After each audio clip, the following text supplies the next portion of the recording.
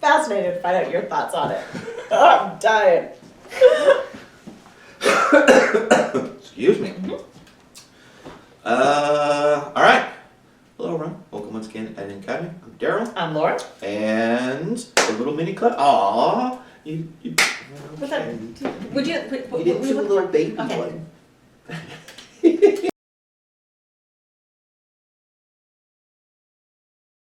There we go. Is that better? Yes, Excellent. so much better. Want to make you happy. The baby clap needs to be a baby Okay, clap. just a baby clap.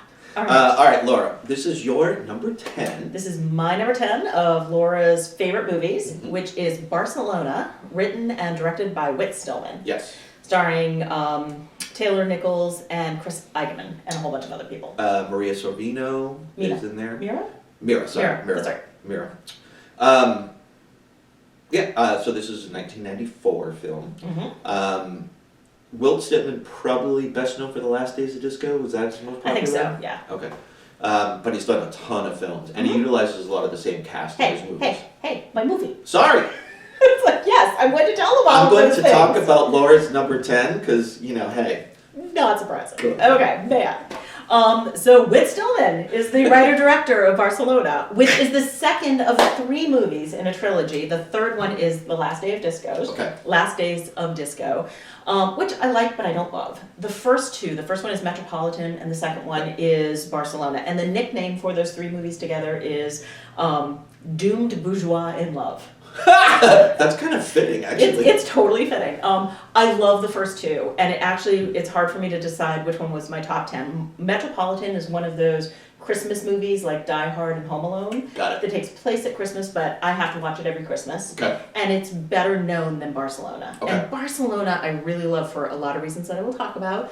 But also a friend of mine really loves Barcelona, and we have just had a lot of conversations about why we love this movie so much. So I think that's why it kicks it over the top for me. Sure. All right, so Barcelona, I do not know if it is the dialogue or the chemistry between the 2 main characters.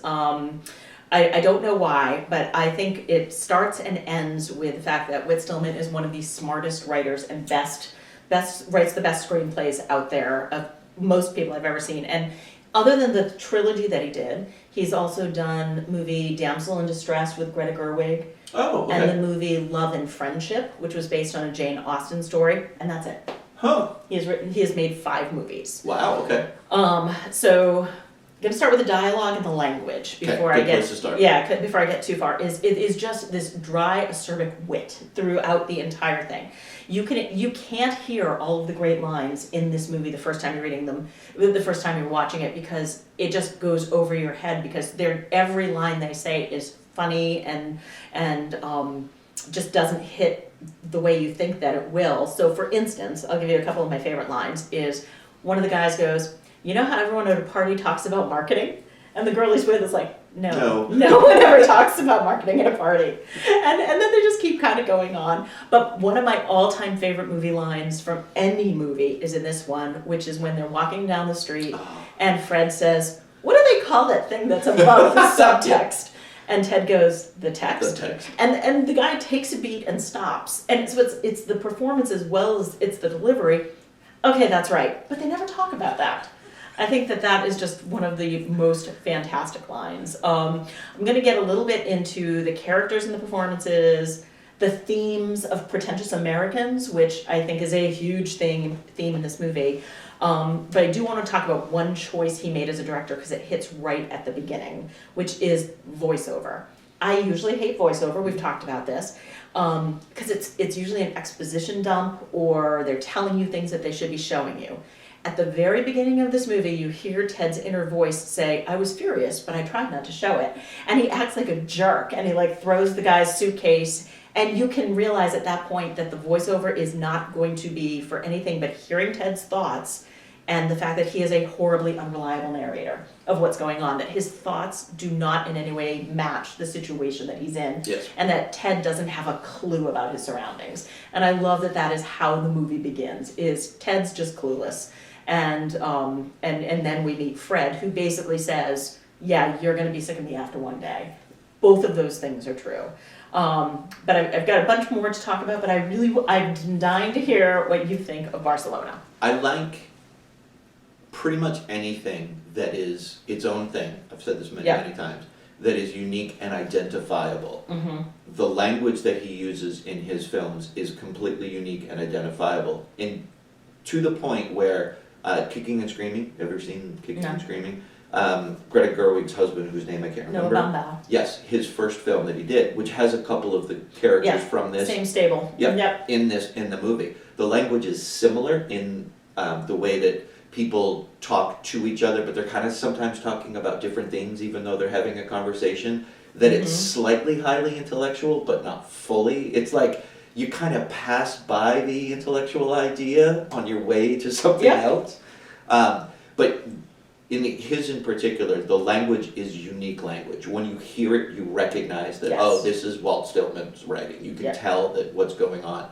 And I do love the fact that because sometimes people talk that way, sometimes they don't. But in his world, everybody does talk. Everybody talks this way. And I like that. You can very quickly relax into the comfort of the language that you're being given. It's very clever writing.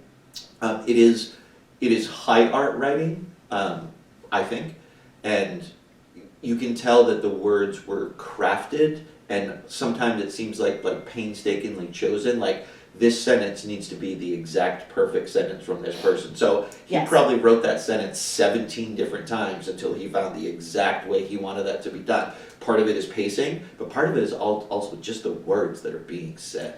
And don't mistake this dialogue for the way people talk. No, not at all. That's the other thing, is exactly, you have entered a different world, and it is a world created by him. So I think one of the things that I like is what you're kind of picking up is like, it is a world that has weird, unique people that are in there. And these two people are not necessarily people you want to be friends with.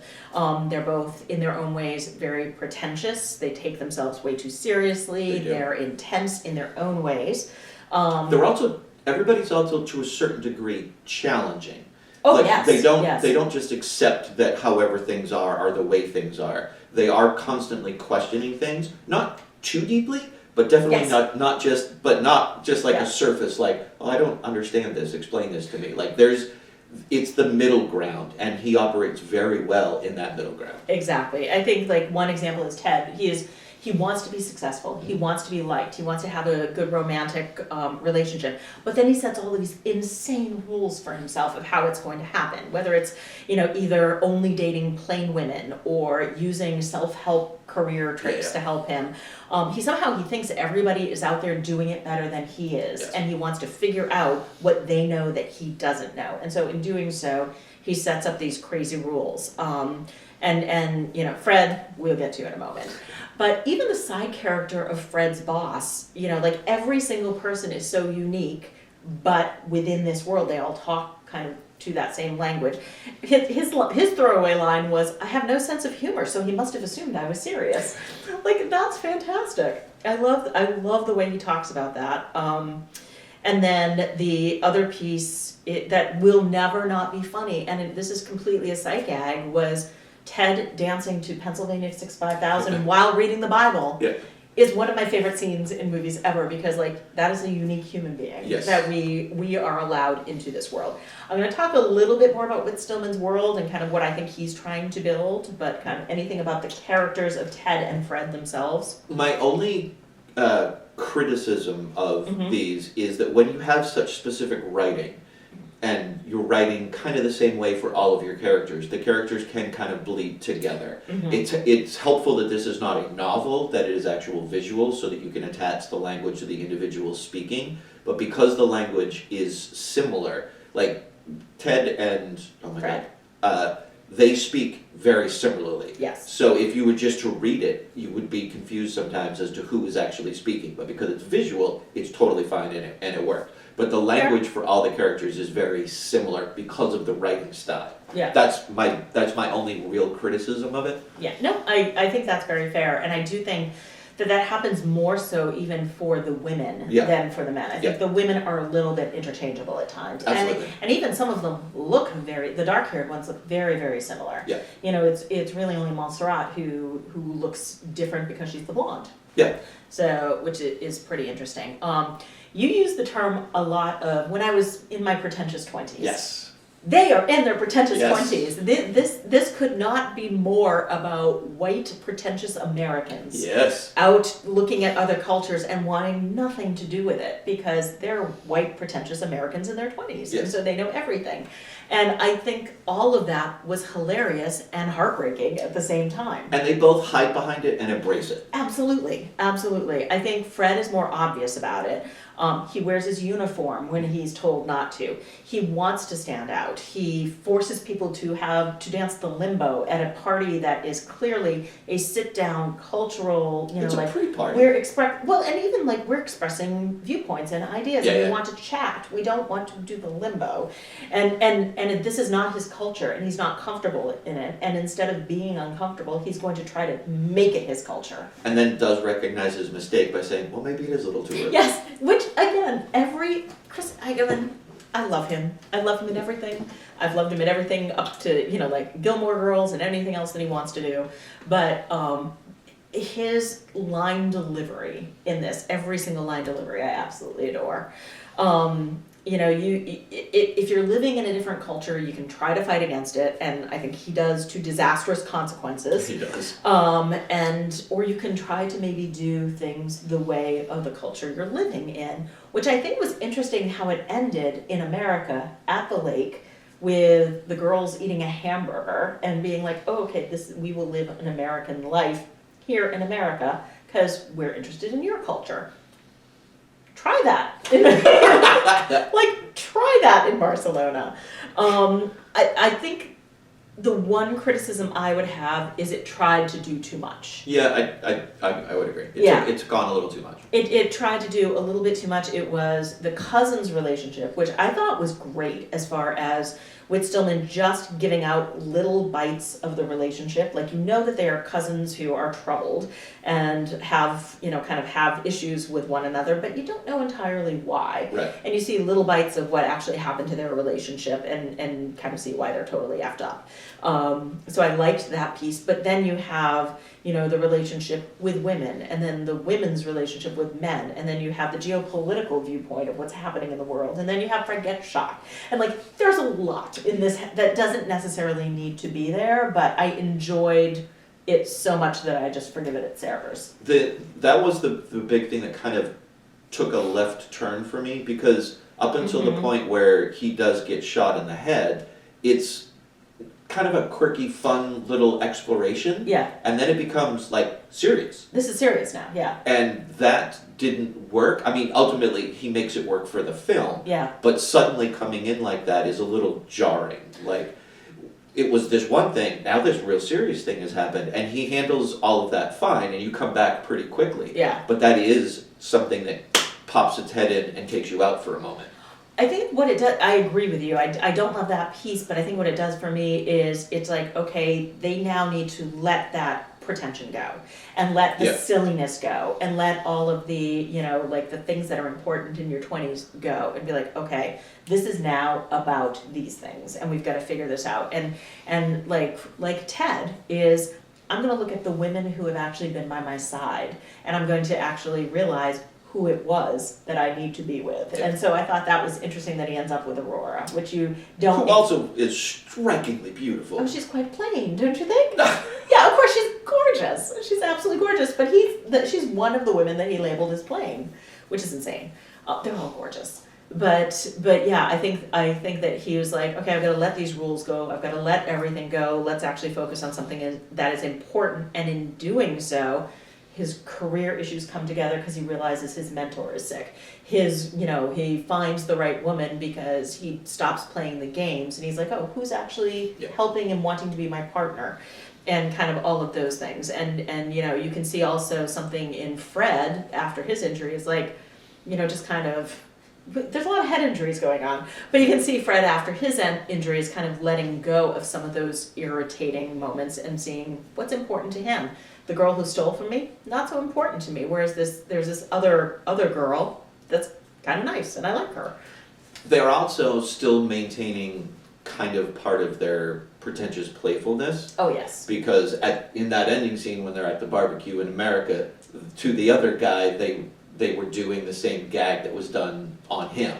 Yes. with the leather underwear and the whole deal. So I was Yeah. like, yeah, they've grown, but they're still kind of boys. That's a really great point, is how they end, which is exactly that way. Is they still have those irritating qualities, which makes them who they are. So, And the acknowledgement movie. at the end that I really enjoyed was the fact that they are fully hiding behind the fact that their significant others just forgive things because they've cracked it up to be a cultural difference. Well, it's just an American thing, so Yes. we don't understand. So they're hiding behind some pretty horrible things.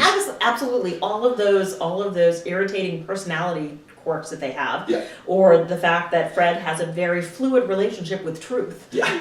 is like, oh, that's just being an American. Yeah, that's just American. Yeah, but I think it's funny. I think it's one of those things that you laugh out loud to, and it's not a soundtrack laugh. Yeah. That is just witty and funny. And again, Whit Stillman, I think, is one of the best screenwriters out there. I think he makes so much out of so little. Yeah. And you're right, I think the principal draw for this is the language that is being used. The performances, the delivery of that, everybody does Yes. a fantastic job.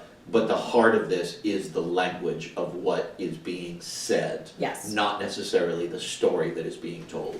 Exactly. So for me, it was a tough choice between Metropolitan and Barcelona. I knew I needed a Whit Stillman at number 10 on my list.